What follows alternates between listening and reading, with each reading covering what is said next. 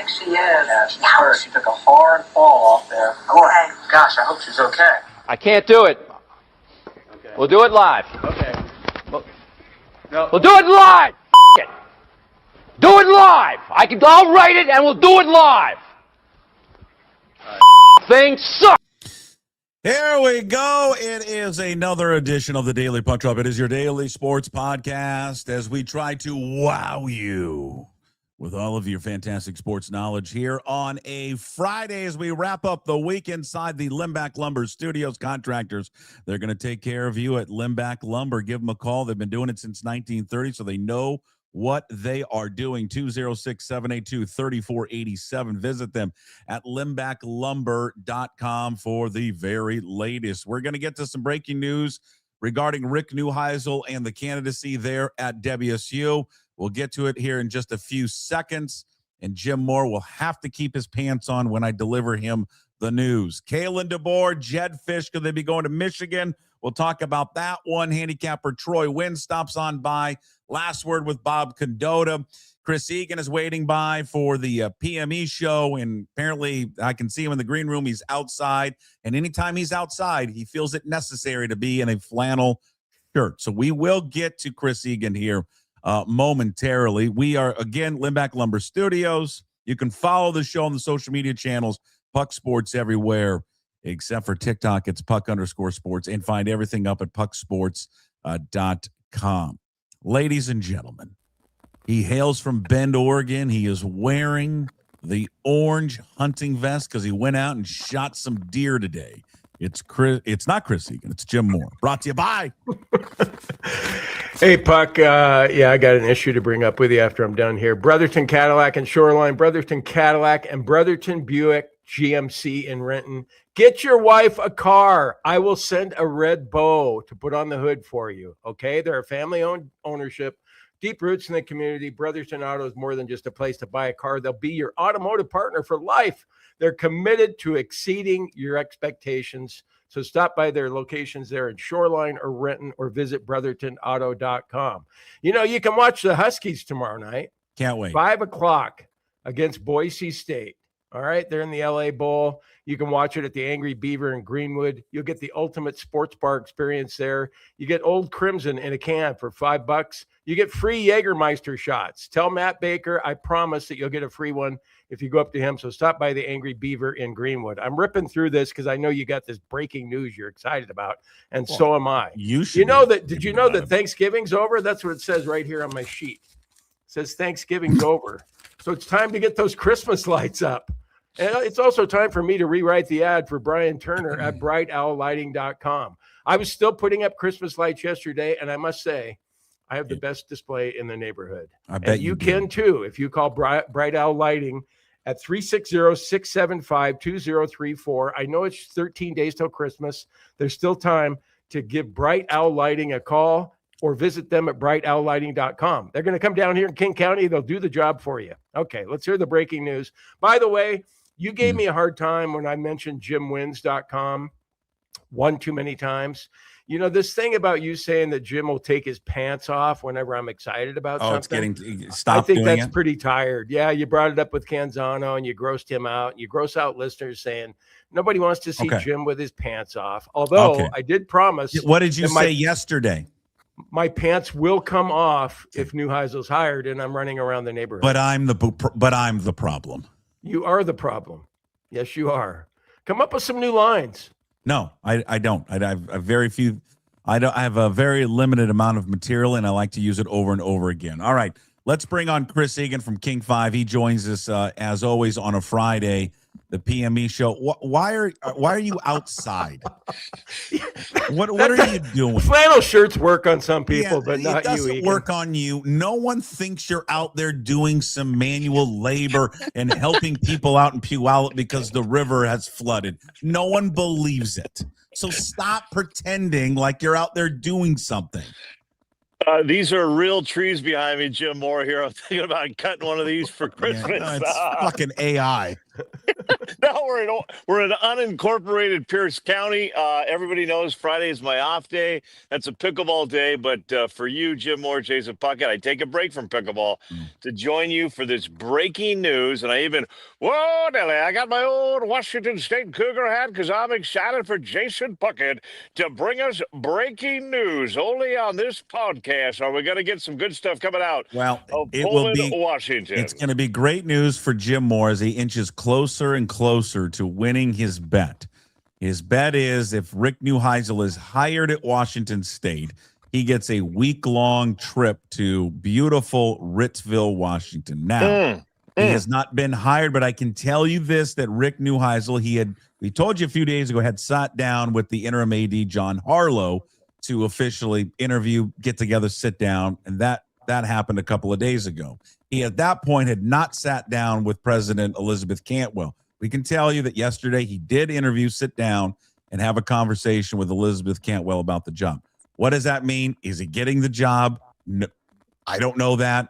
Is he the leading candidate? I don't know that, but I can tell you that he did, in fact, interview with Elizabeth Cantwell. There are very few. First of all, he's the only known candidate we can tell you as of now that is actually interviewed, or that she is actually interviewed. So fact is that at least she sat down and interviewed him. Would tell you, Jim, that at least she's giving it a consideration of him being the coach and bringing his son along. Now, what are the odds of that? I mean, what did Canzano gave it 25% last week when I talked to him? Maybe it's increased. I don't know. Are you planning already your trip to Ritzville? Yes, I am. I was thinking, though, that he was probably it seemed like he was out of the race a little bit to me. I think things had kind of gotten lukewarm on Rick Neuheisel. So I'm encouraged to hear this breaking news on Puck Sports today.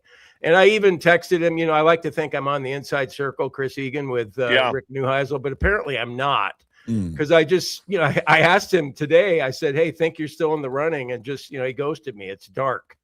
Nothing back from Rick Neuheisel. And yet Jason Puckett is basically saying there's no way we should hire Neuheisel, and yet he's got the news that he talked to our president. What I'm excited about with that is if we go back to the Barbara Hedges days, you know how that Neuheisel can charm anyone? I swear to God, Hedges had a crush on the guy. And I'm sure that Cantwell, I'm sure that at some point in that Zoom call, or whether it was in person, wherever it might have been, that he charmed the socks off of her too. And I think it's imminent that he'll be hired later today, the way Puck is laying it out for us. Now, Puck, I mean, you got to pump up the breaking news if you're the first to tell us that he's interviewed. And the first to interview, what happened to our young man from Prosser? Was he not on campus yesterday? Oh, I don't know that. I mean, that was Greg Woods at the Spokesman Review, and I'll trust Greg. I mean, I don't think Greg has any other information of whether or not that Kirby Moore interviewed or not. Does he have a video of him landing in Pullman and driving away in a car? Yes.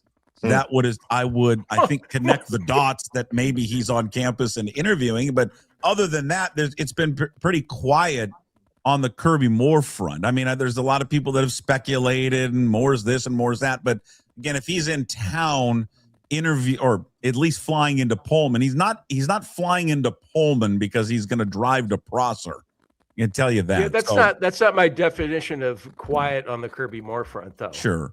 I think that Greg, and who does a terrific job reporting on this, I think Greg was tipped off that he probably was coming in, camped out at the airport to see him land. So I don't know.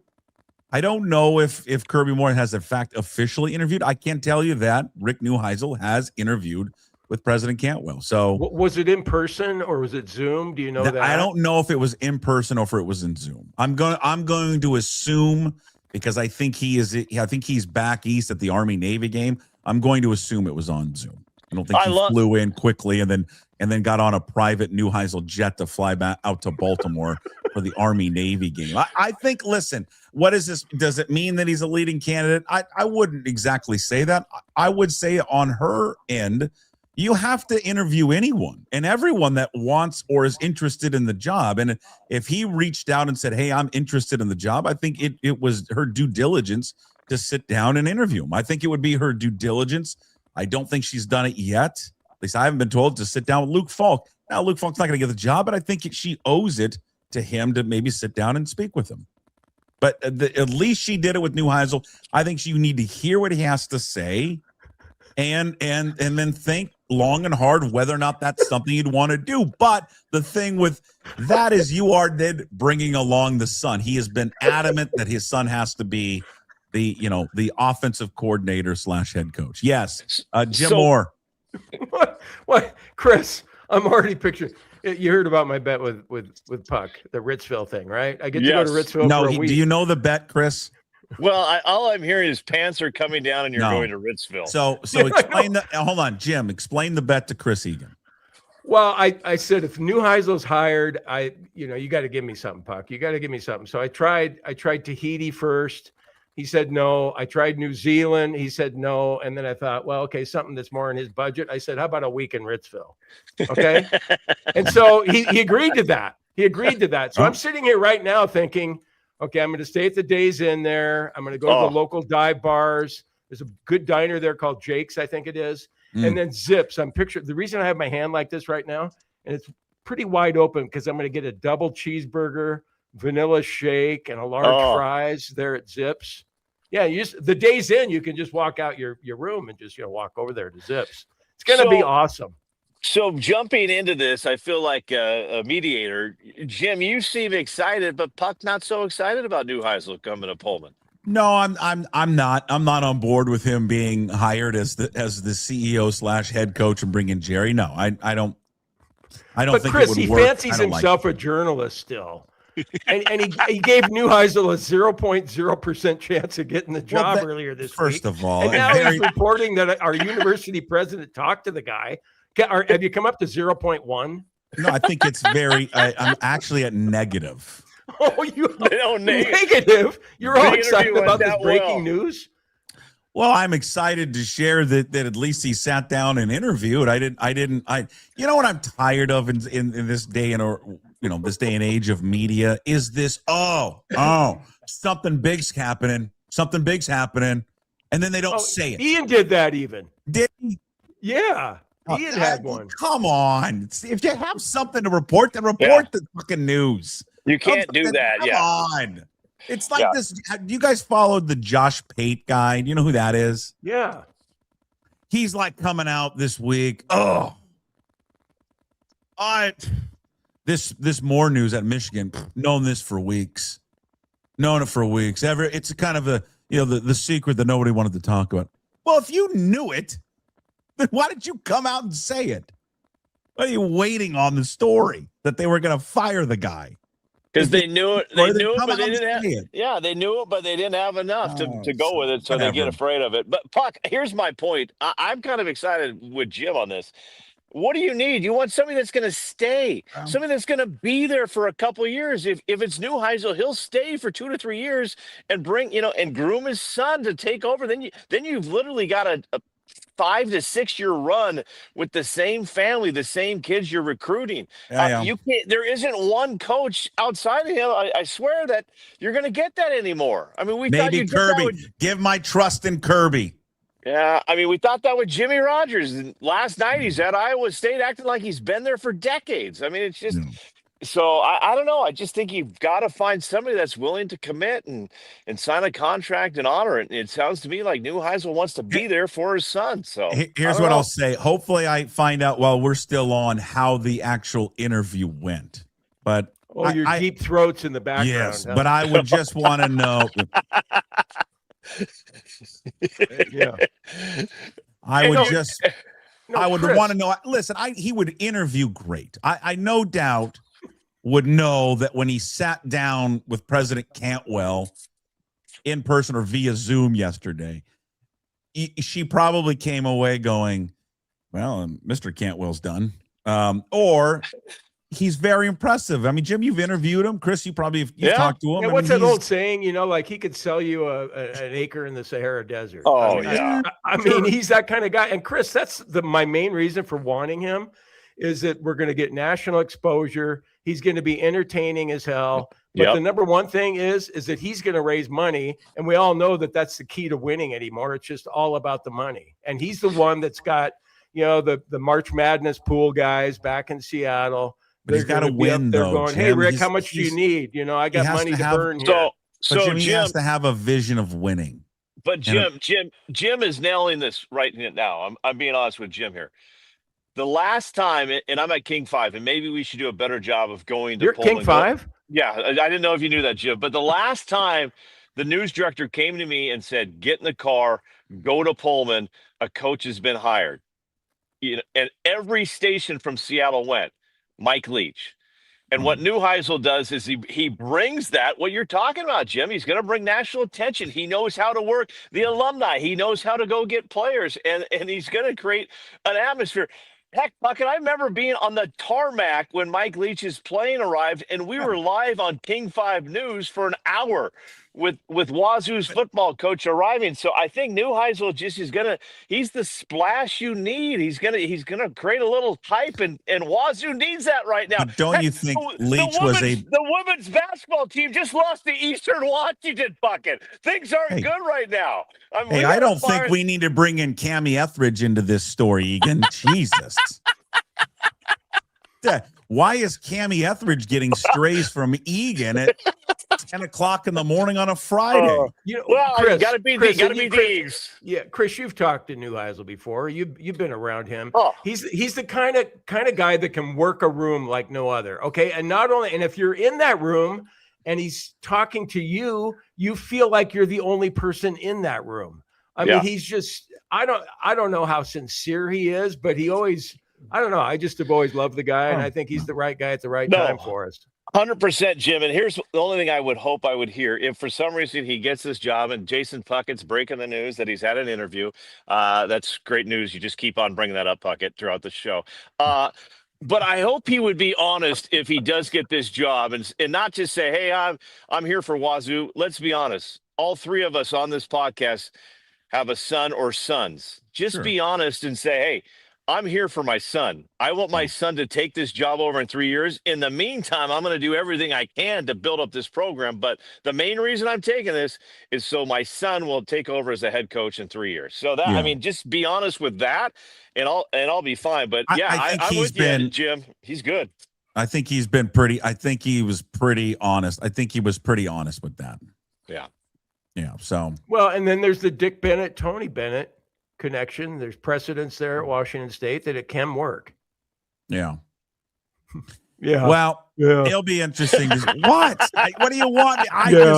You're excited. Well, you could have elaborated. That's usually what sometimes when I don't agree with you, I'm kind of going, "Oh, he is the host. I better elaborate here," rather than just saying, "Yeah." I'm not always on Team Jim. I'm not always on Team Jim, but I'm on Team Jim today. Boy, Egan. It's more fun on Team Jim. You guys celebrate it all. Wait, you don't think if you hired Kirby Moore because of his connections to the state, that wouldn't get you to drive, that wouldn't get Tate and anyone to drive over there? Oh, I think we'd probably go for Kirby Moore. Yeah, I think we would. Yeah, I mean, I think he's. I mean, Jim's out on that. Am I live in the A block with Kirby Moore? Probably not. Probably more of a sports segment. Neuheisel, we're leading the show. When do you lead with Cammy Etheridge losing to Eastern? Is that? Well, it was in the highlights the other night when I was anchoring, and the producer goes, "Yeah, I got you in for Wazoo Eastern." I'm like, 30 seconds of that? Yeah. Give me 10. Oh. Although I will say Eastern Washington had a young lady from Woodinville and one from Snohomish that both had big games. So we highlight the local kids. There you go. Now, what do you think? What do you guys both think of this? Well, we can get to the Sharon Moore story. I just saw his picture online of him being arraigned. Is he in the orange jumpsuit? No, that's interesting. He's in a white jumpsuit. Here, let me see if I can share it for you. Oh, boy. Hey, would you like to see this? Yes, I would. You're terrible. Or voyeurism. There is former Michigan head coach. Oh, boy. In a white jumpsuit, handcuffs on. Not good. No. Not good. Makes me feel good. I'm in a flannel in unincorporated Pierce County. That's right. Helping. What? Just moving stuff around, helping people out. You got them, hauling junk away down there. Is that a barn back there? What is that, Egan? That's a barn. Yeah, and if you guys do see if you do see a cougar coming closer my way, let me know so I can. We're gonna just let you. We're gonna let the cougar take you out. This whole time, have you been holding the phone up? No. Oh, No, okay. Oh, good. I I'm just didn't know. I'm Yeah, there you go. Good. I'm What are hands-free. you doing in Ording? We've never No, I established what are said you doing. I'm not in Orion. I'm in unincorporated Pierce County. Oh, okay. Well, Yeah. what town is it though? Yeah. Well, I'm not sure actually where I'm at. What And are why you are- doing out Is there a there? pickleball court nearby? Yes, I'm near. Oh, geez, I'm near a pickleball court. I'm playing pickleball. Yeah, we have Out 5 in guys. unincorporated Pierce County. We have 5 guys, and I said I need to take a break at 10 o'clock to join Jim Moore and Jason Puckett. And I told them we may have breaking news. We got breaking news. Jason Puckett's delivering today. It's why you're All the right. number one. Why you're the number one podcast in America, Puck. Podcast. It's number one in Pierce County and also King County. It's everywhere. It's big and bold.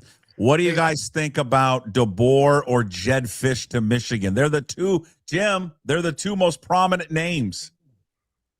Yeah, I've lost. You know, I was all excited, Chris. I was all excited about Jedd Fisch leaving to go to Florida and tweeting about it, writing about it at Substack and all that. And now karma got us because we lost our coach, and I'm thinking, and I don't even think Husky fans care that much about Jedd Fisch. It seems like half and half, maybe, that if he stays, great, and if he leaves, we don't care.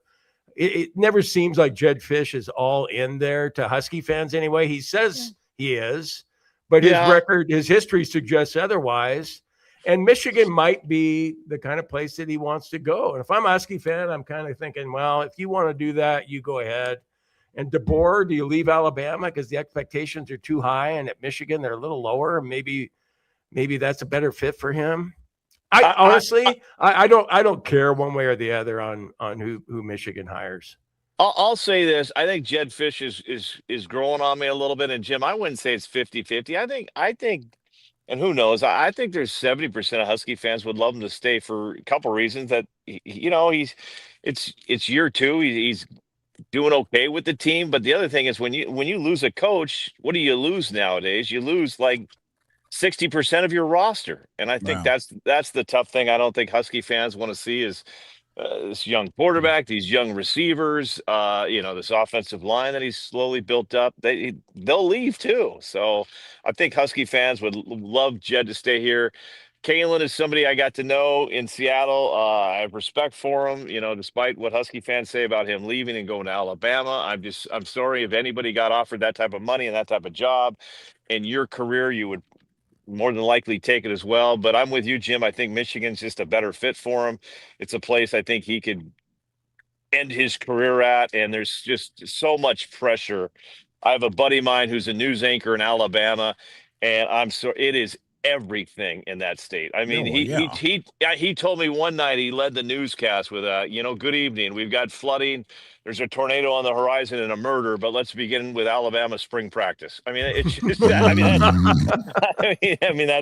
that's what it is. So, I mean, we'll see what happens in the playoffs, but I think it'd be a perfect fit for Kalen to go to Michigan. And personally, I'd love Jedd to stay. I'd love him to stay. I mean, I think the trickle down effect, if DeBoer were to leave Alabama, he goes to Michigan. I mean, there's already people, connecting the dots that Lane Kiffin would never coach a game at LSU. He would take the Alabama job, which would just be. Well, nothing would surprise you anymore. Jim, are you ready for this? Jim, are you ready for this? Yeah. Are we ready to get Channel 4, 5, 7, Channel 9 may even do something on this, Channel 13. What do you got? If you had Neuheisel, Jedd Fisch, Apple Cup. Oh, we're bringing back the hype, Jim Moore. Yeah, first game of the year in September, Labor Day weekend. Neuheisel's going to have fun with that one. Yeah. I mean, So, a couple of weasels coaching together. Yeah, that'd be great. You're going to be on board with Neuheisel. You watch. You will be. Yeah. You can come see me in Ritzville. It'll be fun. We're going to be very slim. Play that 9-hole course. Very slim chance of it happening. And Jim, Puckett's kid's going to dye his hair like Neuheisel's kid. Nice blonde hair. Yeah, blonde. Exactly right. The whole look. I want to know who your source is. Can't tell you. Somebody, is it a credible source or is somebody it flimsy ones like I have? Puckett, hold on. Puckett, somebody at Ferdinand's. I got breaking news in unincorporated Pierce County. The sun is out. I'm being honest with Jim. It's been a rough week in the state of Washington. It's been raining for 6 days. There is sun in the sky. I can see the sun right now. Oh my gosh, beautiful. Been unbelievable. Yeah. Been unbelievable how much it's Awful. rained. Good God. Awful. Hey, listen, Egan brought it up. Puckett, I want to get your thoughts on it. I have mine too, and Chris, yours too. On Jimmy Rogers last night at the Iowa State basketball game. What do we think of that? And for people that haven't seen it, I mean, he basically said, he went out there, I don't know, for what, 30 seconds? But part of that was, let's beat the effing Hawkeyes. Let's beat the effing Hawkeyes. Like he's the cross-state rival. Yeah. And so he wins the crowd over with that. But didn't he seem awkward and uncomfortable out there to you? You know, he always does. Jim, you know what I compare it to, Jim? And nothing against people that want the Sonics back, but it's when people move into this area, they're like, bring back the Sonics. And I'm like, you've lived here a year. Yeah, you don't know anything about the Sonics. You didn't go to any games. Shut up. And that was what he acted like he's been at Iowa State for decades. It was just, I don't know. I don't like it. Yeah, that's just kind of how he looks, right? He just looks uncomfortable speaking in front of people. It doesn't matter. Greg Woods, we talked about Greg earlier when he was reporting, at least had the video that Kirby Moore had come into town. But Greg Woods, late last night, I was looking through Twitter. Apparently that Jimmy Rogers has already scrubbed his goodbye post that he put out there for Wazoo fans. He already scrubbed it from his social media. Why would he do that? I don't know. I mean, does he not know the reason he's there is because of what he did at Wazoo? I mean, don't you think you'd say thank you? Thank you, Washington State?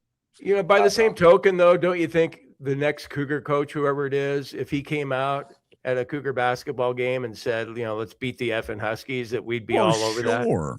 Yeah. Well, everybody got excited when Paul Wolf got up there and said, what is it? What did he say about the Cougars? Something hunt and prowl, Cougars eat dogs or some shit like that.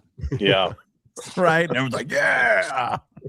And Neuheisel would have fun with that. Oh, Neuheisel. Geez, it'd be if Neuheisel were hired, it'd be the longest freaking press conference in the world. Just on Chris, if it happens, it'll be the lead story over anything else happening in the world, won't it? Oh, yeah. Oh, yeah. For sure. Joy Stalett here. Let's go to Pullman and Chris Egan standing by. Chris, you're with Coach Rick Neuheisel. Tate Miller and I will be on the tarmac for that morning show live shot. Then we'll head to the Old European for breakfast, and then we'll hit the press conference. Now, can't you picture him just landing there at the Moscow Pullman International Airport? The Cougar hat on. That's the great thing, Jim. When we went to Mike Leach's press conference, I went with Tate Miller, went to Wazoo, loves the school more than anything. Everybody. And we literally have 18 live shots to do. But more important to Tate than the live shots, are we going to have time to get to the Old European? I'm like, yeah, we'll get there. We'll get there, Tate. He goes, okay. So we get to the Old European, and then it's like, do you think we're going to have time to get to Sellis? I go, we can get to Sellis, Tate. We can. He goes, we're going to have time to get to the Coug? We got to get to the Coug. Hey, why don't you let Tate have his time, all right? He did. He got his calzone, Puckett. He did. Right. I actually, my first stop, I think, would be the, you guys help me out with a name. I love the ice cream place. Ferdinand's? Yeah. Yeah. I love that place. Don't go inside, though, and get the ice cream. Too. Just on game days, go outside the main spot and go to the garage door. You get the grabbers. Those are better. Oh, really? I didn't know about sandwiches. That. Way better. Okay. Way better than the ice cream. So Jim, you feel better. You feel good. You feel good that Neuheisel's getting closer. I thought that he was lagging in the race. In fact, lagging so far back that maybe he wasn't even in the race anymore. And now to hear that he might be right up there, I would say if it's a horse race, it sounds like it's neck and neck with Neuheisel and Kirby Moore right now. Hey, if we go back to Michigan for a second, do you think with everything that's going on, and I know he wouldn't take the job, but you think they would at least entertain Chris Egan a phone call to Mike McDonald? Just to see. Yeah. Just for giggles. Why not? He's not going to take it. I mean, they're like there's a less chance of him taking it than Neuheisel going to Wazoo. But I think you owe it if you're Michigan to at least call. No, there's no dog behind you, Chris. That's just River Sky. Oh, yeah, it's Sky barking at his Jim's wife, who probably just got up. That could or could not be true. Yeah. Well, we're retired. What are you guys going to be doing when you're retired? Oh, I would have. I'll be at 10:30. I would have been home already for 3 hours after getting to the diner at 5:45, 6 to talk about the day's, top news and current events with old timers at the cafe. Yeah. That's Okay, what I need some advice. I'm driving up to Seattle after we're done here. Are there some roads I need to avoid? Are they all flooded? Or are things? Well, it's amazing you couldn't make up that trip last week, but you can make it this week. Huh. Jim, I don't know, but you should check that. I mean, I think everything on the I-5 is okay, Jim, but check the Olympia area, Chehalis, that always gets a little. I think I-5 South is fine. I think it's when you get off into the. Okay. I'm going the back way anyway. I'm going up through Goldendale and Yakima. That way's more fun. Oh yeah, you're fine, but you're going to be fine there. Yeah. But once you get into, I don't know what the pass is like. I mean, I think 18 around there is fine now. It's fine. No, yeah, I know. I think didn't the pass have some troubles? I-90, and they did. It did, but I thought they cleared it by now. Yeah. Okay. And by the way, wise guy, I think my daughter and grandkids, are probably at a higher level than you. Oh. Okay. Yeah, we're celebrating Christmas early tomorrow. Oh. Okay. Sacrificed a career for you. Yeah. Chris, I want to get into some other big news. You saw it yesterday. Wild Waves. Is it closing? Last year, 2026. What? It's the last run. That was heartbreaking. If you haven't caught a foot fungus yet in your life, if you haven't had some type of genital fungus, get your swimsuit and head to Federal Way and get to Wild Waves for one last dance.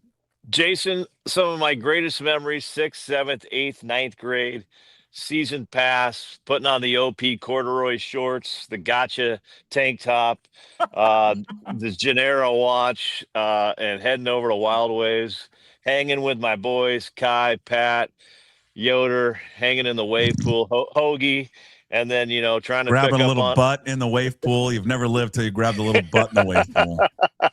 It's sad. It's a little piece of Pacific Northwest history that's closing down. It's hard to hear these stories, but it's sad. But I have not been there. What happened? I don't know. They're just shutting it down. Maybe financially it wasn't working. I'm not sure.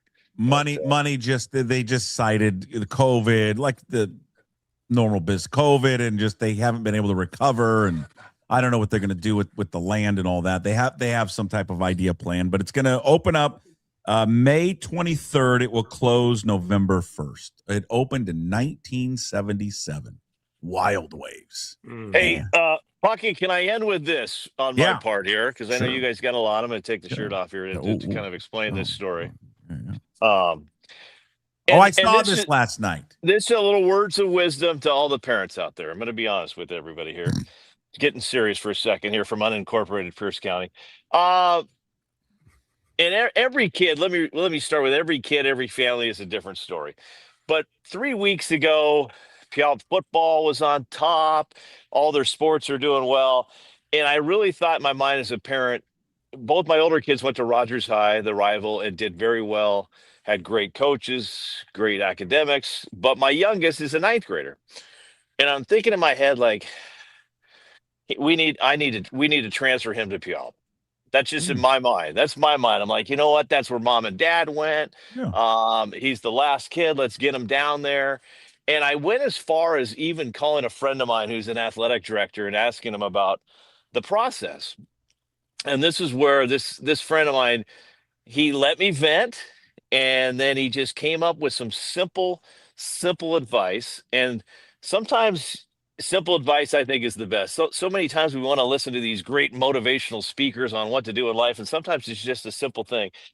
And I'm done venting. And my friend just goes to me, goes, well, have you talked to your son about this? I'm like, well, that's a good point. It is. And he's like, well, it's his journey. It's not yours, Chris. You lived yours back in the 80s and 90s. And I'm like, huh. Okay, yeah, I guess I should talk to my son.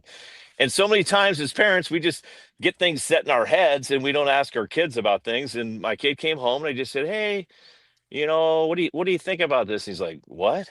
No. He goes, all my friends go, here. All my friends are going to go to Rogers. I love the coaches there. I want to do whatever it takes to get that team to state. I want to be part of history, getting the basketball program back to state. And it was a ninth grader that just kind of like, okay, I'll shut up and I'm going to just support you. And I know every kid is different. I mean, we could look at this kid from Sumner, the McGee kid. He transferred from Davis High. If he doesn't transfer, I mean, he doesn't become one of the greatest running backs in school history. So I say that each kid's a different path. But I thought the advice of just taking a moment, sit down and talk to your kids about it instead of sometimes parents get things stuck in their heads. We're doing it this way. Yeah. I thought it was just great advice. So I just wanted What were to your pass that reasons, on. Chris? Oh, I don't know. I mean, there was nothing bad that I thought. I just thought it was Puyallup's done very well baseball wise. Their football program's rolling. Mom and dad went there, so it was just one of those things. He's got a couple buddies that go there. And so I'm just like thinking, gosh, 4 years from now, are we going to regret him not going there? And then it was like, no, talk to your kid. And he was like, no, I'm a Ram through and through. So I was proud of him for that. Last night, he played 2 minutes, made his varsity debut, which was pretty cool to see. They lost to Puyallup, which is fine, but they fought hard. And I think things are heading in the right direction. So just proud of him. And I just wanted to thank a friend who's probably listening, an athletic director out there that just said, you know what? Talk to your kid. And I think that's for all the parents out there. If you're ever questioning an AAU sport, a select team, a high school team, just sit down and talk to them. And kids are smart. They'll tell you what they want to do. So, but what if Puyallup goes on to win 3 straight state baseball championships? Well, it is what it is. Rogers sucks. It is what it is. I mean, he's you know what? That's Jim. I was just that's where he goes with this. It's a good question, Jim. It's totally fine. I will support. I will applaud the Vikings on their success. I root for kids because heck, my mom came to the game. She was a kindergarten teacher in Puyallup for 50 years. She knows half the families down there, so she roots for everybody. But no, if 4 years from now they don't get the state, it's all right. I applaud them for wanting to help change things and get them back on track. So it's all good. So I own a Puyallup business, right, with Viking connections. What is it going to take? Just what is it going to take to get them there? What is it going to take? What do you want? Sometimes simple. What is he going to do? Sometimes simple advice is the best. I go back to 1991 on the tennis courts at PLU. I took my racket and threw it over the fence and hit the Foss Hall dorms. And my tennis coach, Mike Benson, the late great Mike Benson, sat down on the changeover with me. And he just basically said to me, "You're better than that." And then he walked off. And I have not thrown a racket since that moment. So sometimes simple simple advice is the best. Is what it probably felt good to throw that racket, though. Oh, we were playing UPS, Jim, and I did not like the line call from the other guy, the logger. I just took the thing. It just probably could have killed somebody. Helicoptered that sucker, didn't you? Oh yeah, went over the fence and hit the dorm. I mean, it could have gone through a window. Not a proud moment, but. Hey, it was cool though to see him get in the game. Though it's pretty. I mean, that's a rare thing that freshmen get some time in a varsity game. So and I gotta give a shout out. Thank God his cousin is one of the cheerleaders of Puyallup, because I was a little worried when he got out there that the Viking crowd may get on him a little bit, but they were supportive. They held back. They didn't say anything bad about him. So the only problem we had last night in the game was 84-year-old Ed Egan. Did not like one of the calls, and so there's a moment in the gym where Ed and his son Chris are arguing because Ed stood up and like, terrible call, God damn it, terrible call, and I'm like, Dad, he's not changing the call. Well, he missed it, and I go, he's not going to change the call. People got their phones out. What was your dad right though? Well, I asked my son this morning driving to school. I go, "Hey, sorry about Bob, Papa and I having a fight." And he goes, "Oh, it's all right, Dad." I go, "Was it a foul?" He goes, "No, Papa was right. I didn't foul." But that's a good grandfather right there, Egan. Well, I support officials, and I try to. And my dad, once you hit 84, apparently you just say whatever you want. Of So, course. yeah. Of course you can. All right. And yeah. Hey, good luck. Have a great rest of your pickleball day down there in unincorporated Pierce County. I got to go. The sun is out in Pierce County. Jim Moore, I'm hoping I'll see you in Ritzville, my friend. I love you, Chris. I hope to see you there too. All right. Merry Christmas. Have fun with the family. Puckett, be good. See you, buddy. There he is, Chris Egan, King 5. It puts a conclusion to the PME show. Egan and unincorporated Pierce County playing pickleball. Was he outside playing pickleball, you think? Or he was indoors? It looked nice where he was, though, didn't it? Of course, yeah. Looked real nice. All right, you ready? Ready to get caught up on all your gambling favorites for the weekend? I am excited about it. You ready to lose money? You ready to win money? I'm going to tell you right now, our next guy is going to help you win some money. Ladies and gentlemen, he is our guy. He is our handicapper. It is TroyWins.com. Hello, Troy. How are you? I'm doing good, guys. I should have done this from the Snohomish River today. After watching Egan, I'm only about 5 minutes from the Snohomish River, so I should have done the show by the river today. How is it where you're at, though? Is it okay up there? I'm lucky to be on the hill, but it did take me an hour and a half to get from Monroe to Bothell today. It is seriously unbelievable. Unbelievable. It's pretty bad up here, Jim. I mean, it's really bad. A lot of people have been evacuated from their homes, state of emergency. It's bad. You know, homes have been swept away. Yeah, it's especially in Monroe. I know there was that RV park or the trailer park that was in Monroe that is completely underwater now. It's worse than people think. I mean, even the Snohomish driving range is underground now. That massive driving range is completely flooded. It's unbelievable. I saw Snoqualmie Falls, and I grew up there. I've never seen water coming over there like that. Either. Unbelievable. Yeah, they're telling people to stay away. Do not go visit the falls. Don't go and check it out just in case anything happens. All right, let's get to the games. Hey, before we get to the games, Troy, we'll start with the lone. Well, I guess there's 2 college games, so we'll start with college and we'll go to the pros. Then we'll get your lock of the week. For everyone who does not know, TroyWins.com. When they go there, what are they going to get?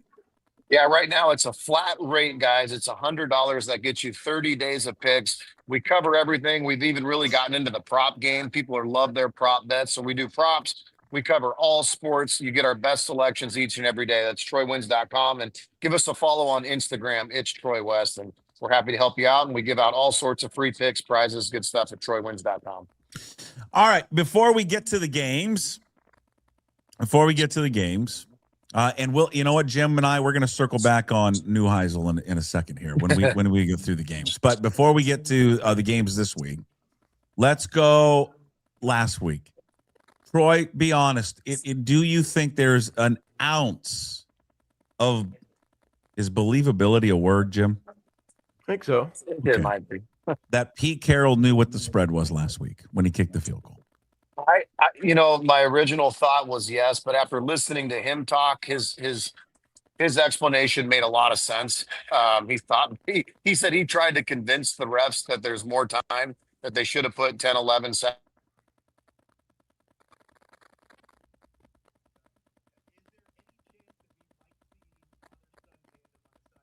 Had to go perfectly at the end of that game. He didn't know that Lockett was going to catch the pass and that the refs were going to call that penalty. So I don't think it was fixed. Very weird for him to kick, but his logic did make sense after listening to him. Yeah. Jim, where are you at on that? I think he knew what the spread was. I don't think he was betting on it himself. I heard you talking to Danny about it earlier this week. I really don't think Pete Carroll's betting on it himself. First of all, I was being, I think there is part of the coaches going. I think there is part of them going, you know what? There's people out there I'm going to just screw right now. And you got Chauncey Billups, you might have Pete Carroll. Okay. So there's a possibility that something like that could happen. Right? I think it's Troy. Do you agree with me? I think every coach should know the point spread in the game. And if I'm that coach, I'm trying to win the game. But if I know, number one, if you're a big underdog, I would use that with the players going, they think we're going to lose by 3 touchdowns.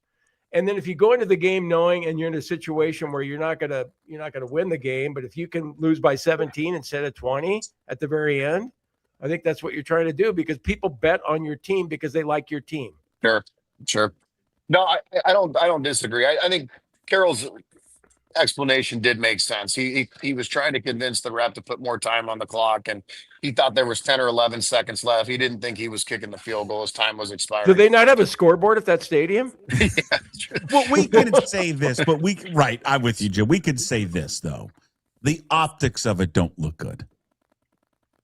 But If we you- haven't if seen you anything this week about the how many NFL people were happy investigating. that, Buck. you know, the Denver Bronco people weren't happy, but the Raider fans were Of jumping course, for but I'm joy just after saying that when we get into this sports betting and the integrity of it and all that, what people can control and can't control, right? This is the prop bets, right? Because the prop bets are the thing that these players can control. Well, one thing you can also control is what he did. Yeah. What he did is he can control that. Now you could say, well, Carlson, I think is the kicker. He could have controlled it. Maybe he had money on it and he could have missed it on purpose. But I'm just saying that his explanation, 4 seconds left. He knows that once he kicks it, it's going to take. How long was the field goal? 40 40. It's 45. Okay, because if it was a chip shot, you maybe could do it in 3 seconds. But like he knows, even if he kicks the onside, he's not gonna have enough time back. Yeah. Whatever. I thought it was fascinating. I liked him. I loved him dancing around it afterwards. That was the highlight. Troy, what side were you on that game? You know, I did not have that game, thankfully. I did not have, but I will tell you, I did know quite a few people that had the Broncos that were not brutal. happy about it. It'd be brutal. All right, let's get into the games. Let's start with a game that is certainly near and dear to my heart and Jim's heart. This is a game that we have a lot of reverence in and pride in. Army, Navy. Navy's favored by 6 against Army. Who do you like? You know, this game's always close, and it obviously always goes under. I think actually the last 2 years it did. I think it trended over, but I'm going to go Navy. I just think they're the better team this year. They've shown it all year, even against some of the better competition. Navy -6 is the play for me. I just don't think Army's that good this year. The Huskies are playing a bowl game tomorrow, the LA Bowl against Boise State, and it's Washington -10. Which way you going, Troy? I'm going Washington. I know you think biased, but look, this Boise team's not that good. This is a Boise team that just a few weeks ago lost 30-7 to Fresno State. They're just not that good. Washington loves to beat up on bad teams. Give me Washington minus the points. Okay, let's go over to the NFL. This should be a great matchup. You know, we keep doubting this one team all the time because it's like, well, we don't know how good they are. We don't know how good they are. They are home underdogs. The Bills are at the Patriots, Troy. Buffalo favored by 1.5. I'm probably a sucker for this, but I'm going with Buffalo. I just think, how do you bet against Josh Allen? He's playing really good football right now. It looked awesome again last week against the Bengals. Give me the Bills for redemption. They lost earlier in the year at home against the Pats. They get redemption. Give me the Bills on the road. Boy, I don't know which way to go on this one, Troy. The Seahawks at Lumen Field on Sunday taking on Phillip Rivers and the Colts. The Seahawks favored by 13.5. It's a lot of points, but Seahawks have been covering machines the last couple of weeks, and they've been eating up on these backup quarterbacks. You got to go with Seattle again until they prove you otherwise. I just think the Colts, whether it's Rivers, whether it's Leonard, their ceiling's probably 10 points. And so I think the Seahawks win this game like 28-10. 28-13, but I do think they get the cover. Give me the Hawks minus the points. What is it that you guys both subscribe to as bettors? You have like one rule. What is that rule? You guys talk about it a lot. You talk about betting home favorites like that? No, Jim, what is it? No, I like going against the public. You like it going really, against the it looks public, too obvious to take Yeah. the Seahawks in this So game. I hear you, But I it thought, did the you know last what, couple Troy? I weeks, thought too, that against the Vikings too. Yeah. A lot It's of people obvious thought to that take against the the Falcons Seahawks. too, laying 7 on the road. You usually never lay 7 on the road. So, Jim, you're going to take the Colts plus the points? Yeah, Okay. So you are going just against one of the those Colts. games that I don't feel that strongly about, but since I'm watching, I need action. I'm that sick. Yeah. But because 89% of the people are betting on the Seahawks. Of the public. Yeah. Well, then you either don't bet the game or you stay. Or you either don't bet the game or you bet on the Now, Colts. can I give you a stat that may change your mind? Well, it actually benefits you in a way.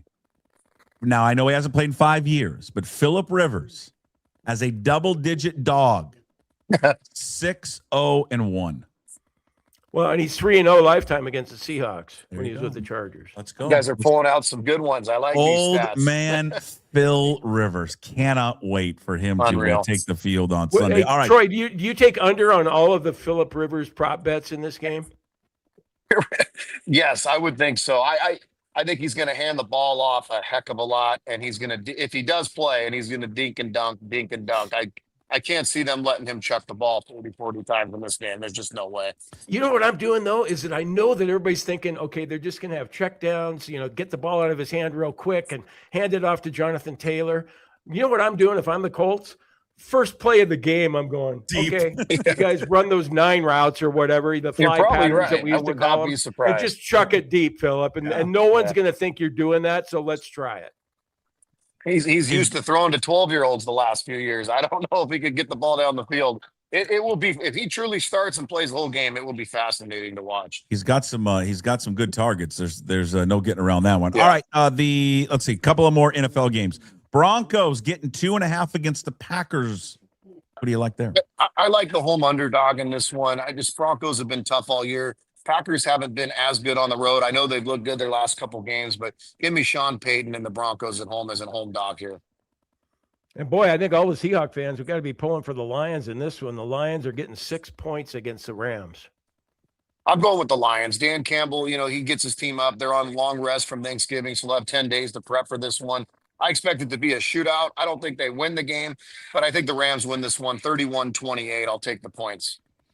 All right, let's get to our locks of the week. Let's recap last week. Boy, it was a bad week for us. Okay, first of all, you guys were a little bit closer than me. I took North Texas -2.5 against Tulane. Tulane crushed them 34-21. Troy, you had the Bills -5.5 against the Bengals. They won by 5. Yeah. They won by 5. God, they always fucking know. How does these that guys. happen, right?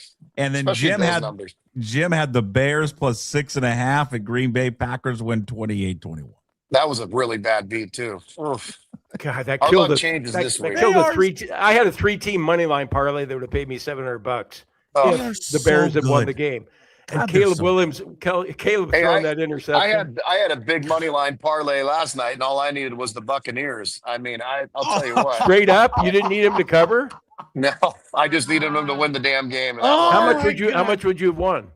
It was a lot. It was a lot. Well, come on, Troy. Come on. I was Troy. actually. I We're in a was sitting safe with space. Puckett would have loved it. I was sitting with your old buddy Chuck Powell watching the game, buying him Oh, I've Woodinville never heard whiskey of bourbon. No, Who's he Yeah, said that? to never say mind. hi to you, by the way. Yeah. No. Chuck Powell. Hey, Degenerate Could've won gambler $8 would not grand, have Jim. had that on my bingo card. I So randomly ran was it into more or him. less than $5,000 that you would have won? It was a lot. It was a lot, Jim. I lost a lot of money on the Bucks last night. That's pretty good. Poor. You thought Todd Bowles was upset Is with your all the wife watching swearing. this? Unbelievable. No, that's what he looks like. He's in a prison cell right now. He's probably in jail. Sharon Moore. Yeah, exactly. Hey, say hello to Sharon. See what he's up to. No lie. All right. Your lock of the week is what? All right, guys, arguably my favorite game of the year. Oh. It's probably going against Jim's rules because it's probably going to be a public play. But I love the Ravens on Sunday. They're still in contention. The Bengals really aren't. T. Higgins is out. I just think that Bengal defense is so bad. Give me Lamar Jackson and the Ravens -2.5. That's my lock of the week. Okay. Yeah, we got to be kind of concerned about Joe Burrow, don't we? You see his press conference this week? He's been playing good ball, but now there's didn't. talks that he What wants happened? out of there. All sorts Hold of on. stuff going on. I didn't hear it. Oh, he But I just saw sounded someone like did he's like an got Andrew some- Luck. He's got some mental, emotional Oh. challenges going on in his life. Okay. Yeah, it was. Okay. He felt bad for him watching that. Yeah, I don't like it. You know? All right, Jim, what do you got? Well, I'm going to go against Troy, and I'm going to take Boise State in the points against Damn the it, you always Huskies. take my- And the reason I'm doing that is that typically in a bowl game, I try and look at a team that wants to be there more than the other team. And I can't imagine the Huskies are excited about this game. I think under normal circumstances, the Huskies would cover the 10, like you're saying, Troy. But I think Boise State wants to be there. They're all excited about the new Pac-12 next year. And so I'm going to take Boise State in that game, getting 10. Okay. All right. The go-to guys got the Boise State Broncos +10 against UW in the LA Bowl, the last LA Bowl, by the way. I'm going to take the under I know it's not American to take the under. I'm going to take the under in the Hawks and Colts game, 42. I like that. I had that circled too. I like that. Unless the Hawks put up 30 again like they have been, I like that under a lot. Yeah, let's give me the under 42.5. All right, Troy, one more time. TroyWins.com. What do we got? Yeah, get to the website, guys. $100 gets you 30 days. I truly feel it's the best bargain going. Follow us on Instagram. It's Troy West. Shoot us a DM there. We'll give you a free pick. We post free prop bets, all sorts of stuff on the Instagram. It's Troy West. Have a wonderful weekend, Troy. We'll talk to you next week. Appreciate Take it. care, Troy. See you guys. There he is, TroyWins.com with the very latest. Likes Navy -6, the Puppies -10 against Boise, Bills -1.5 against the Patriots, Hawks -13.5 against the Colts, Broncos +2.5 against the Packers, Lions +6 against the Rams, and his lock of the week, Ravens -2.5 there against the Cincinnati Bengals. All right, last word with Bob Condotta coming up here in a few moments. Let me give you the latest on Ricky Neuheisel. Okay? Well, you got this is even later than the latest that you had earlier. This is even later than the latest on Ricky Neuheisel. Okay. Okay. He has done an interview. Is he on every radio show in America, by the way? I tried to get him. And we're the only show that couldn't get him on. And apparently you have a relationship with him. Jesus. Okay, what show was he on today? Well, what show isn't he on? This was sent in to me by alert listener Kevin Shockey. Kevin Shockey, of course, is the world-renowned program director. I think a station should hire him to be a program director. Especially in a place that he loved to live. Pause for an effect there. With a family that wanted to, to run a radio station. Anyways, Altitude Sports Radio made the wise decision to make him the program director of their fantastic Denver sports radio station, #1 in Denver sports radio. And Rick Neuheisel was on their show this morning and had this to say about the opening at Washington State University. Well, hold on one second. You're like, and I'm pausing for effect. Give me 1 second. He had this to say about the opening at Washington State. Is there any chance that we might see father-son tandem on a sideline anytime soon? You know, I've been having some conversations, beginning conversations with Washington State, and I think they're getting towards the end of their search, so I probably am not going to get that job. But I told them in no uncertain terms, if I were to get it, Jerry would be coming with me as the coordinator. And, you know, they had that kind of great father-son tandem in basketball. That's right. Dick Bennett and Tony Bennett ended up having a kind of handing the baton thing. So I was hoping that would pay off. I don't know that it will take place. It's a fun program. They've had unbelievable loyalty with their fan base. And now they're starting a new league with Colorado State, right, Yep. in the new Pac-12. So I think it's going to be a fun football conference from a standpoint that the 8 schools in it are similarly resourced. Right now, this game's about money. We're watching Texas Tech, go to one of the top 4 schools in the country with a bye because they put enormous resources in it. A couple of guys who made a bunch of money in oil and energy just said, "Hey, we'll buy a team." And I don't fault anybody. There's no bad guys. Don't hate the player, hate the game. But we've got to get our arms around college football because what we're going to watch tomorrow is kind of what we remember, and I think sharing a proportionate amount with the players, but having it a little bit not so much the wild. Let's get back in case it was kind of a long answer to that question. But Rick Neuheisel, who I told you yesterday, did sit down with President Cantwell to talk about the job. He's on a morning show in Denver today, 92.5 FM altitude, the morning sprint. I think this is at the Army-Navy game. I'm not sure. But anyways, he was asked, will we see you and Jerry on the sidelines next year? I've been having some conversations, beginning conversations with Washington State, and I think they're getting towards the end of their search, so I probably am not going to get that job. But I told them. There you go. So he says, I'm probably not going to get that job. I wonder what made him feel like that. Just because probably when he sat down with Do you think he was told yesterday, that? Yesterday said Do you you're think not it was getting when the he was job. on the way to the Pullman Airport, he passed Kirby Moore going the other way toward town? Yeah. Well, yeah, probably.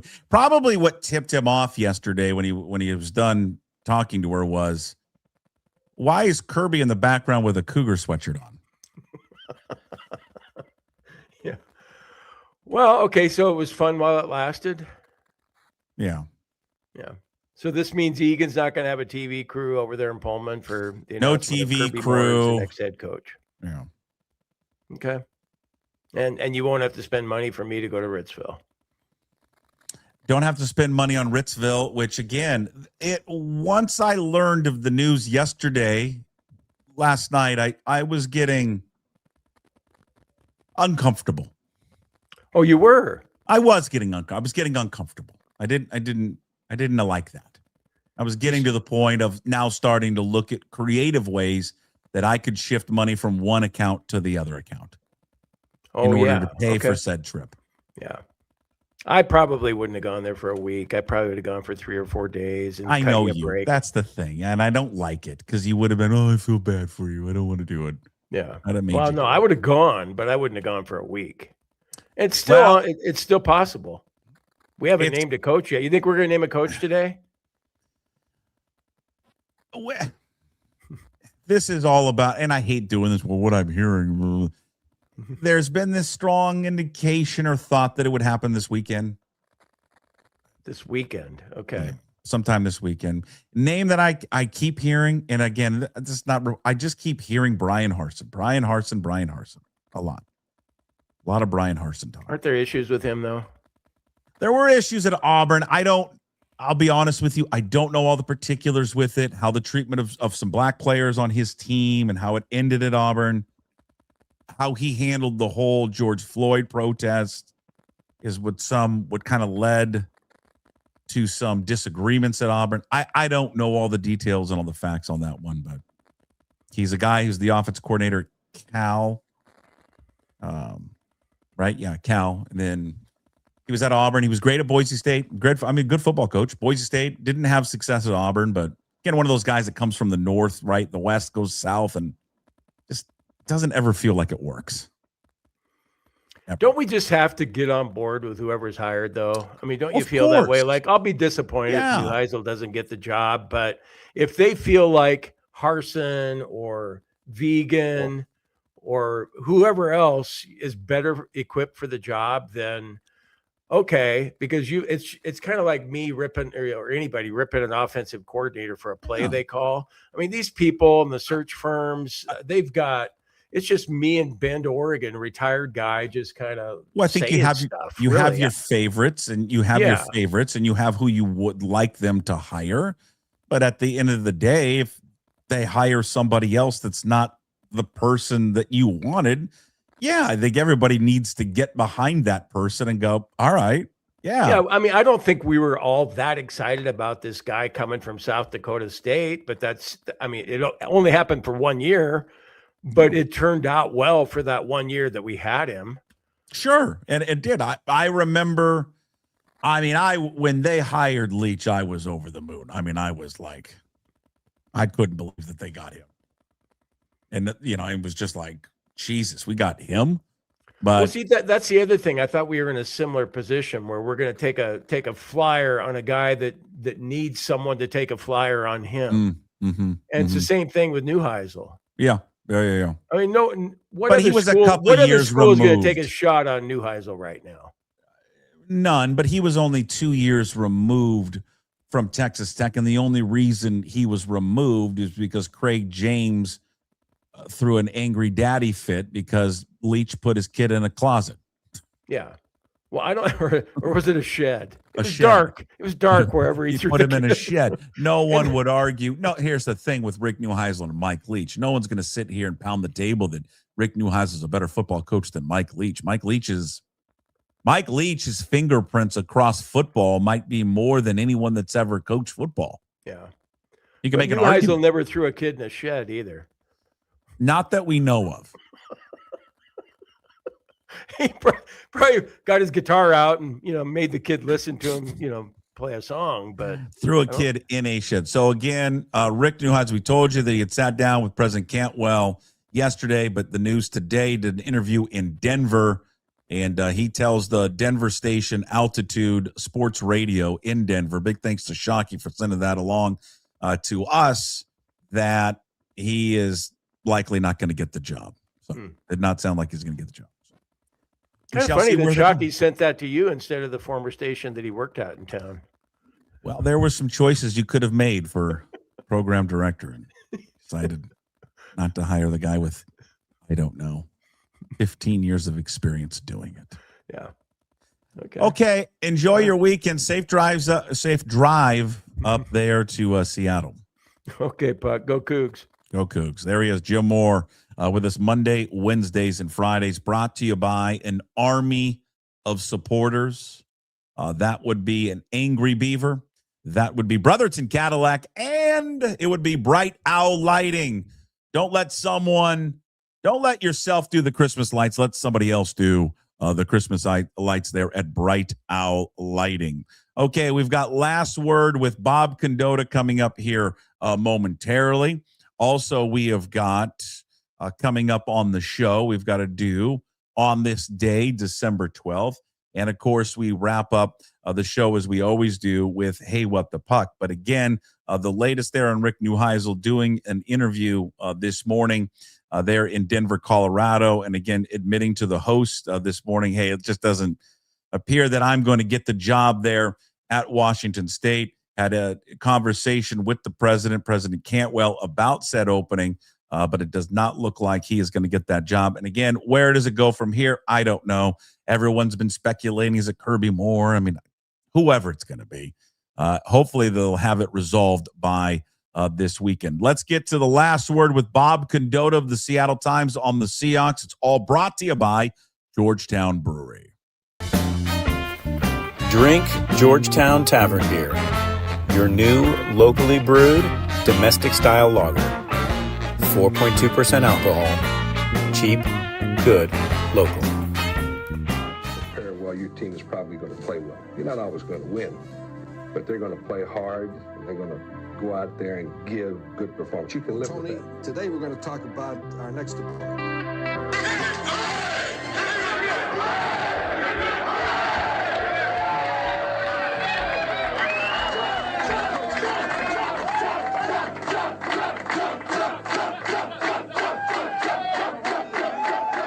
For the last word with our guy, Bob Condotta of the Seattle Times. Last word on your Seattle Seahawks. Of course, Bob's weekly appearance brought to you by Georgetown Brewery, makers of Manny's Pale Ale, Bodhisattva, Rogers Pilsner, and their new tavern beer. Tasting room open daily, 10 a.m. to 6 p.m. Visit them at georgetownbeer.com. You and I were joking before we started this that it's been kind of a boring week here for the Seahawks. There's not a lot going on. I mean, the biggest storyline is going to be this 44-year-old grandfather that may see the field on Sunday. But for Seattle, it's kind of nothing going on, right? Yeah, it's a little weird because they're 10-3. You know, they're in the midst of what might be one of the best seasons in franchise history. But yeah, I mean, they're coming off two really comfortable wins. Obviously, there's some things you can. There's always Sam Darnold and how the offense has some moments here or there that you could talk about. But on the other hand, we've been talking about that for a while, so it's not really a new thing. But yeah, I mean, with everybody's kind of back healthy on defense, and there's not, there was no big call to ask the coaches about or something on Sunday that you had to keep ruminating about. So yeah, but I think that's going to change greatly here in the next couple of weeks. I mean, that's kind of it's weird because this game was one I think everybody 3 weeks ago was really looking forward to, and now the Colts sort of have, they've lost 4 of their last 5. Phillip Rivers is the big story, but it's hard to know what to make of that, and so it's hard to know what to make of this game and everything. So the game is kind of lost. It's got huge appeal, just in a different way than it was like a few weeks ago when you thought this is going to be a matchup of 2 of the hottest teams in the NFL. Now it's one really hot team, and I know that you know about. But we got the Rams coming up next Thursday and all that. So it's going to get fun fast. I mean, I guess, Bob, the cliche is for them not to overlook what's happening this weekend against the Colts because they come back on a short week against the Rams. I mean, we probably make too much of that in like the media. I think for those guys, they understand what's ahead of them right after the Colts. They know they need to take out the Rams in order to win that division. Let's just stay here on the Colts here in Phillip Rivers. I mean, let's just take a step back. I mean, pretty remarkable what he's going to try and pull off here this weekend. Now, we don't know if he's going to start or not. I guess I would say if you go through all this trouble to bring him off the streets, it would seem to me that it would indicate that he would actually play in the game on Sunday. Yeah, I think so. I mean, if you had another, the reason they're doing this is they don't really have another great option. The other option is to give Riley Leonard his first start ever as an NFL player and against what's, maybe the best defense in the NFL in one of the hardest places in the NFL to play. So, I think giving it a shot with Phillip Rivers, they feel like is going to be their best thing. I'd be really surprised if Phillip Rivers doesn't start. I think the fact that it's got this far, I think if they'd gotten to I think if they thought, yeah, he can't physically do this, it wouldn't have gotten this far. I think that's what the workout was for, and talking to him in the first place and all of that. And I think at this point, I'd be surprised if he's not out there. But and he obviously he's played games and he's won games here at Lumen Field before, so you can just kind of roll on that. I think they get Riley Leonard ready too, and who knows how a 44-year-old who hasn't taken like a real football hit in 5 years, how he's going to respond to that the first time. To me, that's one of the biggest things. It's not just how he's going to feel play 1, but how's he going to feel play 7 or 8 after he's been hit and maybe sacked by Leonard Williams and stuff like that, which is just something it is impossible to prepare for in real life, and in which he obviously hasn't done in a long time. And I just think it's a fascinating, kind of chess match with how McDonald looks at it and goes after him. And I'm intrigued to see. I think the mentality, or excuse me, the mentality is there still for Rivers. And I mean, I think he'll process everything okay. I think that's probably easier to get than just the physicality of it. It would be just throwing a football. I mean, when has he thrown a football with I'm sure he throws it in practice at his high school team, but not like this, not with the velocity and the speed of these guys. And I don't know, you come off the streets after 5 years, you want to, get your feet wet against a defense that's, okay, and not one of the best defenses in the league. It's great drama. It's great theater. I'm so fascinated to see if he can actually pull it off and look good. Not just come out there and, hand off to Jonathan Taylor, Bob, but actually, complete some passes. I think it'd be a hell of a story. It's the most intriguing storyline of the weekend in the NFL. Yeah, for sure. I'm right there with you. It's going to be incredibly interesting that way. If you ask me what McDonald's going to do, I think they're going to try to pressure him like crazy, because I think what you do want to do is try to hit him. All right. Is just see, can this guy handle some hits or two, even if it's not sacks, but just hitting him and just, making him make that really fast decision. Like, hey, okay, it's been 5 years since you've had a 280-pound guy coming at you that fast. Let's see what making him throw it fast. So that's what I would do. And I would think they would probably do that. But I agree. I would think what they would do is, okay, we're going to hand the ball to Jonathan Taylor 40 times and let Phillip pick his spots, and maybe especially early in the game, kind of try to get comfortable there a little bit and get that feel back. So it is interesting that way. And Jonathan Taylor, he was right there. I mean, he's still sort of right there for Associated Press, the Offensive Player of the Year award. I mean, he's been having a phenomenal year. I don't think he's going to win it, but he's certainly in the conversation and having that good of a year, and it will be fun that way. And the Seahawks, I mean, in a 37-9 win, it's hard to pick many nits, but there were a couple of runs Bijan Robinson did get last week, and so you kind of heard the Seahawks beating themselves up a little bit over that, and so they know they're going to get a steady dose of Jonathan Taylor, and so that's going to be will be really fun to watch too. Give me the latest and the status on Jalen Sundel. Well, he's practiced fully this week, so I think he's ready to come back if they need him to, if they want him to.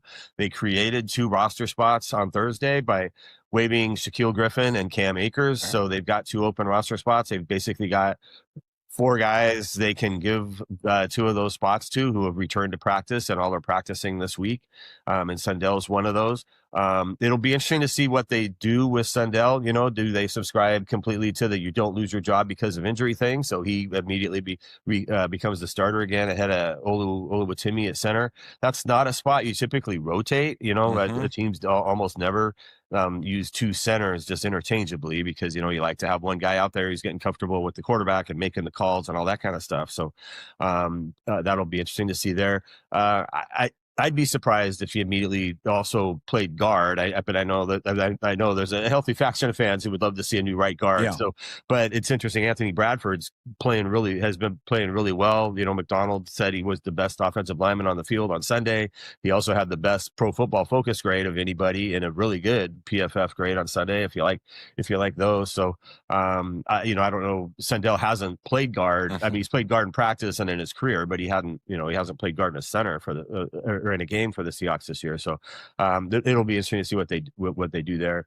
And then the other spot, it could go to Riley Mills, it could go to Derek Young, or it could go to Eric Saubert, and they might need Eric Saubert this week because Elijah Arroyo is the one guy that's on the roster who's probably not going to play due to injury. Yeah. Well, you would think and I agree with you on those points, and it really did feel like McDonald went out of his way again to kind of praise Bradford this week. And again, those numbers will speak for themselves. That's what they came up with. And whether that lines up with the eyeballs, I don't know. They know better, obviously, than anyone, kind of the play of their offensive line. It would seem that maybe you would rotate Sundel in there just to see what it does. I mean, maybe it's the same. Maybe it's better. I don't know. Maybe it's worse. But I guess it would be one of those things it couldn't hurt to try him there. And I'm probably with you. I don't know if he what McDonald's stance on that is. Do you lose your job? I don't know. Is Oluwatimi played so great that it would take Sundel out and Sundel doesn't lose it because of the injury. But I guess here's the thing that's a good thing for them moving forward with that offensive line, right, Bob, is they've got options moving forward here in the rest of the season. For sure. Yeah. The big picture, that's I think that's what they're most excited about is just we're getting healthy there. I mean, they're given everything, they're a really healthy team right now. They don't have a lot of guys on their injury list. These guys that are coming back off of IR, they got Julian Love back last week. I mean, they basically, they're probably haven't looked at every single team, but that roster, but they're probably as healthy right now as any team in the league. And Mike McDonald would say, knock on wood, saying that. But yeah, with Sundel for sure, you get him back. They had been, this last month without him, sort of riding the thing a little bit of if anybody else got hurt, then you start kind of having some issues of who's going to play where. And you start to, do you have to go with Christian Haynes, who hasn't played a whole lot, or the rookies who haven't played at all, or ask Josh Jones to play a lot more. And he hasn't really been playing a whole lot for them this year. So getting Sundel back just kind of really, the comfort of having your full depth on the offensive line as you go into what, could be a pretty tough stretch here, especially again, having to play on Thursday. How last week, when you go back, first half obviously is shaky. It's shaky for the entire team, but it's really shaky for Sam Darnold. And you thought, God, here we go again with Darnold.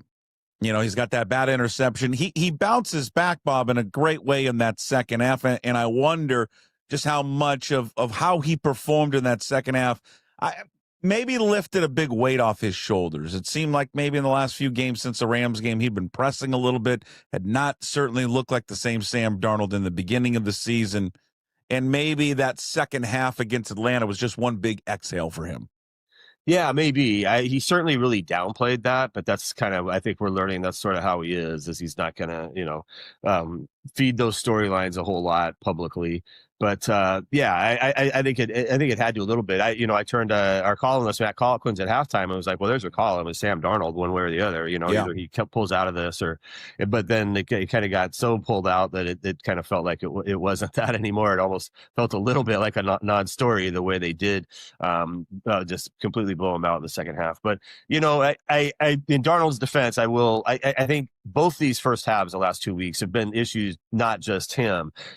Each time they've kind of faced a team that really blitzes a lot, brings a lot of pressure. It seemed to take them 3 or 4 series to kind of figure out what the other team is doing. And then once they've done that and gotten their kind of blocking patterns figured out, then it's kind of started to work. And, it started to, last week it was the last series before halftime. I thought that was a pretty big series, actually, when they went down and kicked the field goal and knowing they were going to get the ball to start the second half.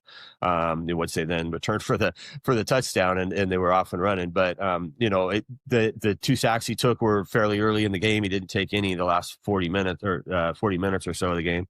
And I think the pressure he was getting sort of led to the overthrows. He had 2 kind of significant overthrows early in the game. I think once they just got the whole thing settled down, he played a lot better as part of it as well. And so the idea that, quarterbacks are kind of part of the team, it's sometimes too, it's not completely a function of them. It kind of felt to me like that was the issue the last couple of weeks. Okay, last time Phillip Rivers stepped on a field, let's see, were we in a global pandemic, right? It's COVID. We were, yeah. It was the end of the 20. Yeah, it was technically the 2021 calendar year. So it was January. They played a wild card playoff game at Buffalo, I think. It's unbelievable. It's going to be one of those storylines. He was drafted in 2004. I'm just looking at that draft class of 2004. Just notable names. Roethlisberger's retired a few years ago. Jonathan Vilma's on your television screen. So's Eli Manning. Whatever happened to Robert Gallery? Yeah, well, he was a Seahawk for a little while, right? Was he? Yeah. Did he go crazy? I can't remember that. I wasn't covering the team then, so I never. I can't remember that. But no, for sure, it's interesting thinking about what that was LeBron James's rookie year too, right? Which I guess speaks to what LeBron James has been able to do. Obviously, basketball's different because you come out earlier. But still, sure. Yeah, that is great. It's amazing what he's. Ichiro got his 262 hits. I mean, that was. Look at you. Yeah, it was a big year in 2004. Yeah. Well, it'll be fun to watch, and then they'll gear up for the game coming up on a short week against the Rams. And I guess probably the best thing for Seattle would be, can it follow the same script at least they had last week, somewhat maybe of a comfortable win to where that they can perhaps rest some guys here in the second half to get ready for the Rams to be 100% for that game, which will be a hell of a game. Be fun. Obviously, they control their own destiny now moving forward for the rest of the season. All right, Bob Condotta, last word on the Seattle Seahawks, brought to you by Georgetown Brewery. Again, go read all of Bob's work at the Seattle Times. Get yourself a hard copy. If you can't get a hard copy, go to seattletimes.com. Bob, always appreciate the visit. Thank you. Yeah, thanks a lot, Jason. All right. There he is, Bob Condotta of the Seattle Times. The last word on the Seahawks as they get ready to take on the Indianapolis Colts on Sunday. And Phillip Rivers, 44-year-old grandfather, father of 10. Currently, the line is 13.5. If you're thinking about taking the Seahawks minus the 13.5, it might be a wise bet. But, and I know it's been 5 years, Phillip Rivers in his career as a double-digit underdog, 6-0-1. Just file that away. But don't, I'm terrible at betting, so don't trust me with whatever I've got to say. We'll get to, hey, what the puck. We'll wrap up the Rick Neuheisel. Been a wild 24 hours there on Rick Neuheisel, and we'll get you the very latest, what we started the show with, what we'll end the show with. But on this day, December 12th, before we get to hey, what the puck, eventful day. You golfers out there, very important thing was patented on this day, December 12th in 1899. I will pause for 5 seconds to give you everyone to yell out loud and even in the comments, what was patented on December 12th, 1899, if you're a golf fan?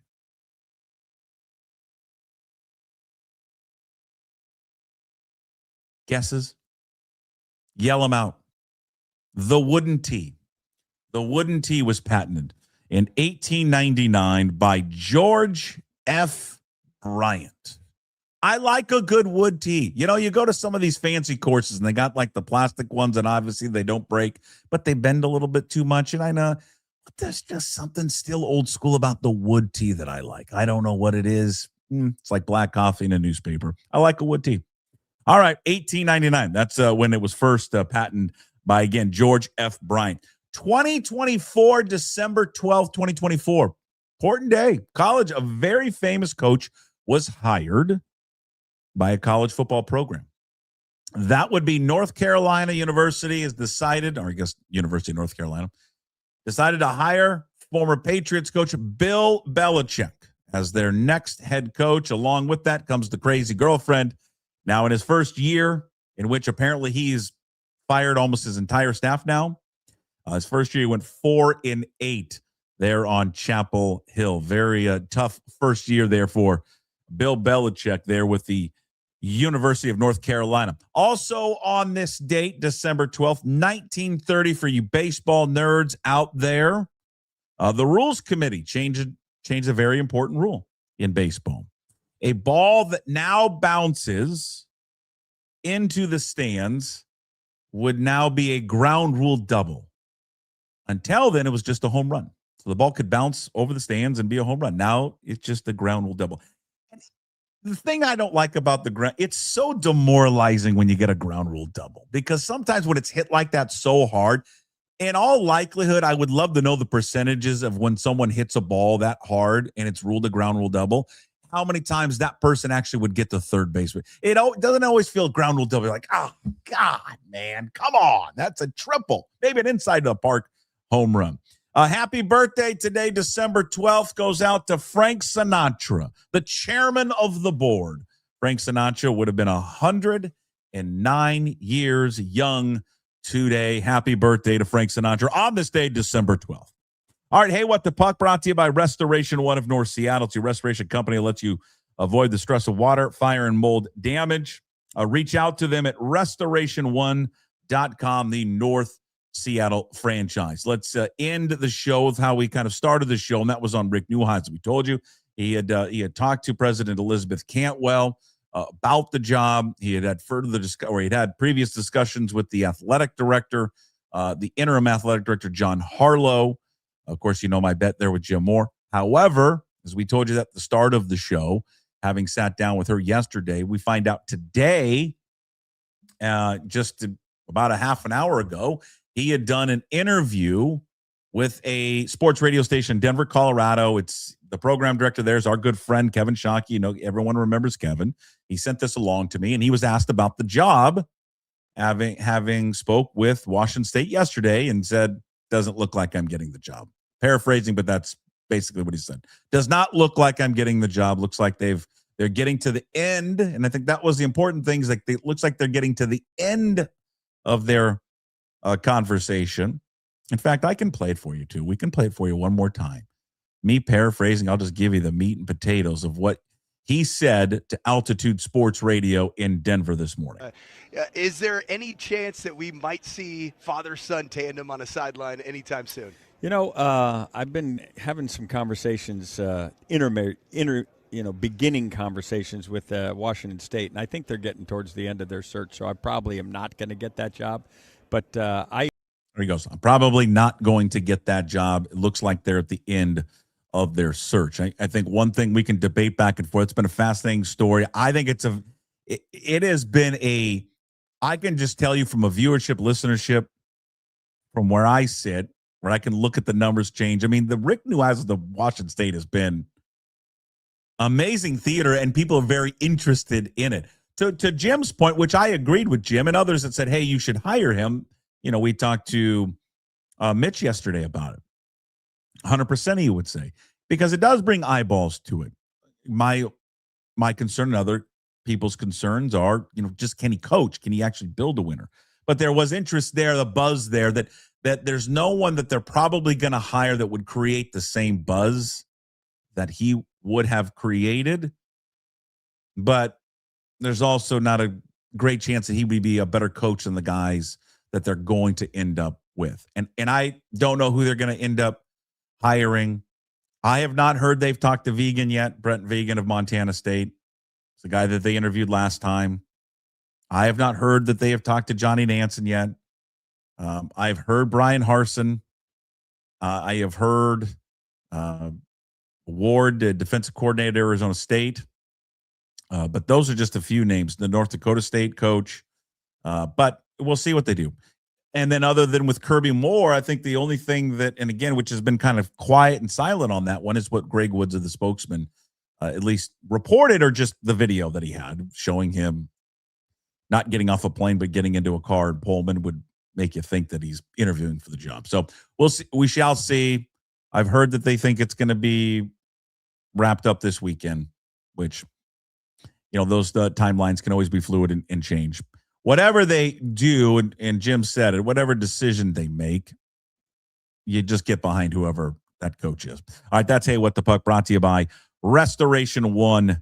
Go visit them at restoration1.com, the North Seattle franchise. Big thanks, everybody, watching and listening today. Thank you to all the sponsors, Limbeck Lumber, Georgetown Brewery, Flat Stick Pub, Restoration One. Thanks to gym sponsors, Bright Owl Lighting, also Clean Streak, Brotherton Cadillac, Angry Beaver. Today's Daily Puck Drop. Please find it up on YouTube. When you're there, subscribe to the channel. Please hit that subscribe button, hit that like button, leave a comment. Try to get to as many as we can. Also, find the Daily Puck Drop on your favorite podcast platforms.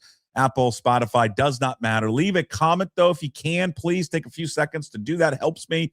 Rate the show as well. You can also go to PuckSports.com. Everything is up there, including a way to sign up to be a Pucks Posse member. You support everything that we do here daily, supports the daily show. Plus, we give you bonus shows every single week.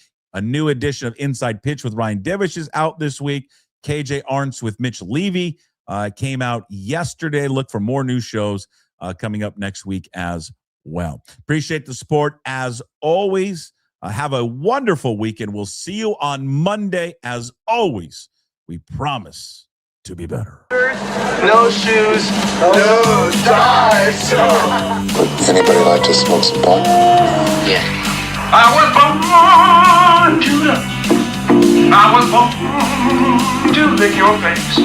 I was born to rub you. But you were born to rub me first. What do you need my address for? We like to sell out of anyway. Mother of mercy, I don't speak Japanese!